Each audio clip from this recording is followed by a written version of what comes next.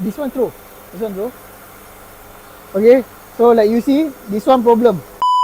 Okay, bila korang ada ternakan susu, korang kena ada buat rutin, iaitu 2 minggu sekali korang kena buat test susu untuk check adakah susu korang elok ke tak. Kadang-kadang kita akan ada masalah subclinical.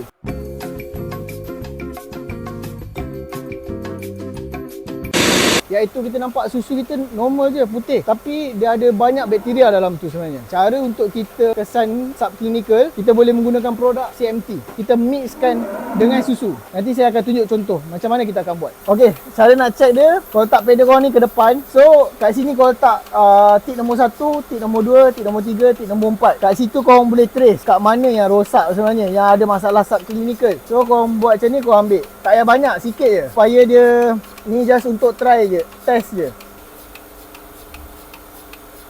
So bila korang dah ambil 4 ni, kita akan campurkan dengan CMT test. So kalau korang nak campur CMT test ni, lagi best kalau jumlah ni sama dengan su. Maksudnya kalau ni 2 ml, itu pun 2 ml. Jadi kat sini selalunya yang saya punya ni, dia dah ada line. So line ni selalunya 1 ml. So kita adjust je, buang je yang lebih tu, bagi dia ada kat line. Dan yang ni kita akan campur dengan CMT test. So kat sini pun kalau korang beli, korang akan dapat ni. Kat sini dia bagi sukatan 3 ml. So korang tekan je, nanti dah akan naik.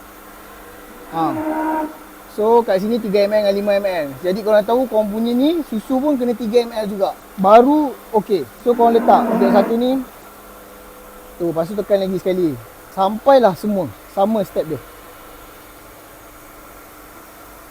Lepas tu korang buat macam ni. So kalau korang nak tahu dia ada masalah subclinical, korang akan nampak. Tadi kan kita letak kepala dia ke sini. Bila korang dah buat, korang boleh nampak tak beza? Nampak tak yang mana ada subclinical? So yang ni cair. Ini pun cair. Ini cair. Tapi bila korang nampak kat sini, so kita dah tahu dah tip mana yang rosak. So tip yang nombor 1. So kita kena rawat dia. Kalau untuk rawatan, bila korang dah ada masalah subclinical ni, dapatkan nasihat daripada veterina korang. When we put in front side. So we can see this one need to do a treatment. Korang jangan lupa untuk dapatkan korang punya nasihat veterina bila korang dah ada masalah kat mereka. Macam kami, kami dah tahu dah ini ada masalah. So kat sini kita kena tanda dan kita rawat lembu ni. Dia ada masalah subclinical.